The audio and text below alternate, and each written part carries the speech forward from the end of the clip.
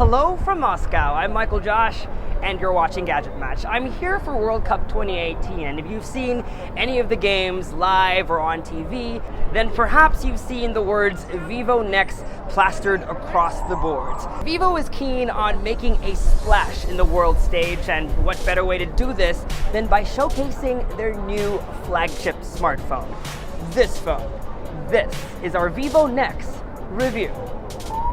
We've already done a quick unboxing and hands-on on the Vivo NEX. You can click over here to watch that. This, however, is a review video, and in it, we hope to answer some pertinent questions. Is the all-display, no bezels experience truly life-changing? Is its pop-up selfie camera durable? And with its higher price tag compared to other Vivo smartphones, is it worth it? To achieve a notch-free display with a high screen-to-body ratio, Vivo had to move things around and build some features under the display, like the ambient light sensor, proximity sensor, and even the earpiece, with what they call screen sound casting technology. Vivo is able to transform the display into a speaker. It's cool, it works, and it serves its purpose, but anyone else looking for great audio on a smartphone is still better off with dual front-firing speakers. Having said that, it's refreshing to see a design that doesn't look like anything else in the market. A phone with no notch, and one that has a very little bezel as possible. Sure, there's a tiny chin at the bottom of the phone, but it doesn't even ruin the whole experience for us to be complaining. And most often than not, with daily use, we forget it's even there. Viewing experience on the phone is great. It's also bright enough for use outdoors under the bright sunlight. But of course, like any new smartphone with a tall aspect ratio, most videos will still get cropped if you really want to maximize that full view display. And apps like YouTube are not optimized to take advantage of this yet. As you can see, there's a black bar over here for the gestures, even when you zoom to fill. I guess the question is, once I switch to a new smartphone after reviewing this phone, will I really miss the all-display experience? My answer is no. In fact, I don't think it's as necessary a feature as we all make it out to be. When I switch back to the iPhone X or the Huawei P20 Pro, for example, the display experience isn't all that different.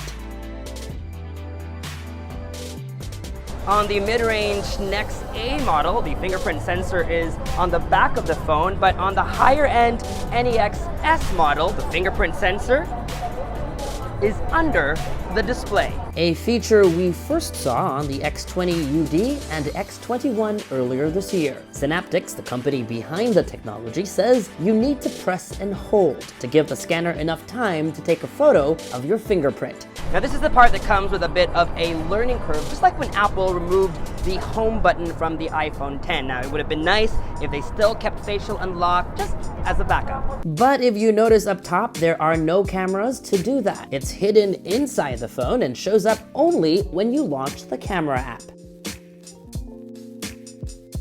Despite giving it a glass back, neither the NEX A or S have wireless charging. Instead, if you look closely, you'll find thousands of dynamic color diffraction units. Compared to bright colors and gradients that we've seen this year, the black NEX looks rather boring for a phone from the future, until it gets hit by harsh lights. Outdoors, under the sun, and indoors with pin lights, the phone emits rainbows, like a unicorn. Apart from that, the phone looks and feels premium. The rounded corners offer a comfortable grip. It feels like one solid piece of glass with no sharp edges. Definitely the most beautiful phone we've seen from Vivo. Having a mechanical pop-up camera has its repercussions, but first, let's take a moment to appreciate how awesome this piece of tech really is. Vivo says the camera has undergone drop and dust resistance tests and can repeatedly elevate and retract up to 50,000 times. We did the math ourselves, and that's around 137 years if you only took selfies once per day, and 6.8 years for around 20 retractions each day. For now, we can't say if that claim is accurate, but I can't help but feel a little bit uneasy every time my selfie camera is up.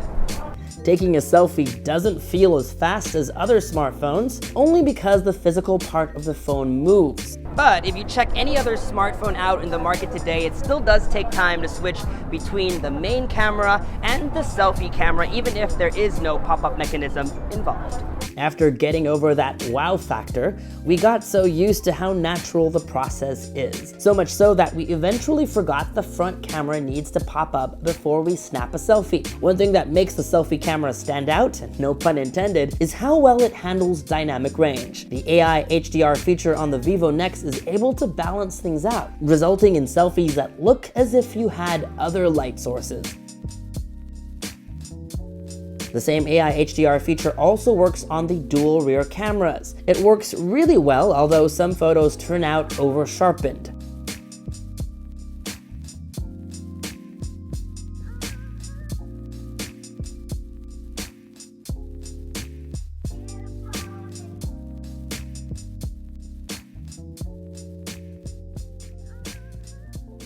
Both the front and rear cameras also have portrait mode for that bokeh effect. Like most phones, it still looks artificial, but thanks to the dual camera setup, the main cameras produced more polished results.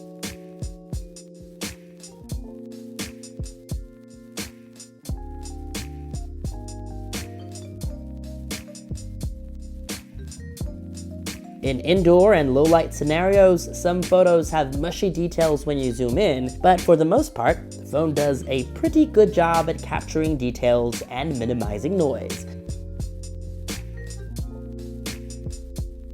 Now, one feature we didn't find very useful was AI scene detection. The rear cameras already take good photos that you won't really feel like it's working in the background, and you don't see the changes made when a scene is detected. See more sample photos we took around Moscow, Russia.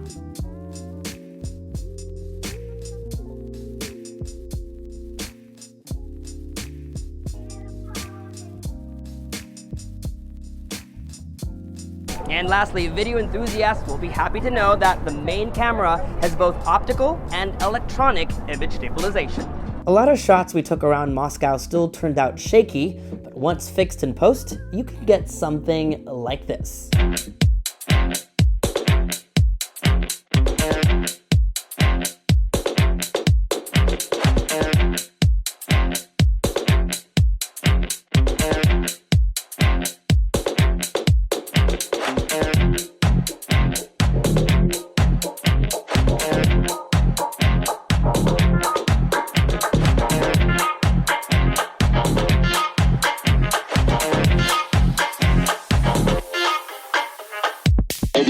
Cause I'm so fly, so fly, so fly. All the bitches love me cause I'm so fly, so fly, so fly. All the bitches love me cause I'm so fly, so fly, so fly. All the bitches love me cause I'm so fly, so fly, so fly.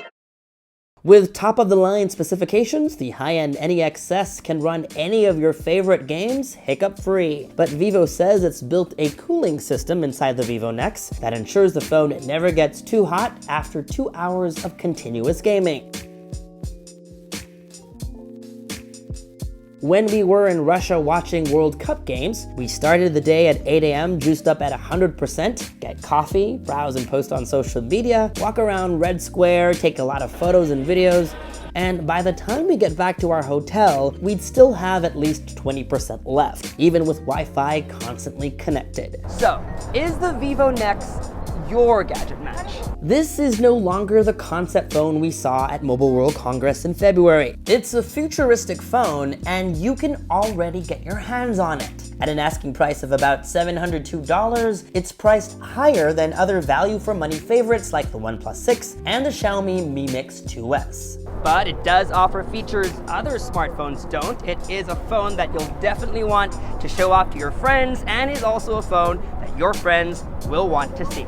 Its defining feature is a unique design that changes the smartphone as we know it. Under-display fingerprint sensor, the display has a speaker, and a pop-up camera. Even then, the learning curve is not that high if you do decide to get the phone. Once you get over all this new tech, using the phone over time will feel as natural and as normal as any other phone you've gotten used to.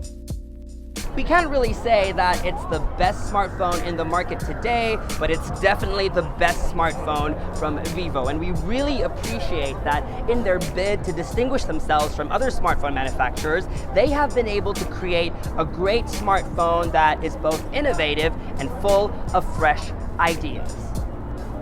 And that was our Vivo NEX review. For more videos like this one, make sure to subscribe to our YouTube channel, like our Facebook page, follow GadgetMatch on social media, and make GadgetMatch.com your daily habit. From here in Moscow, Russia, I'm Michael Josh. Thanks for dropping by.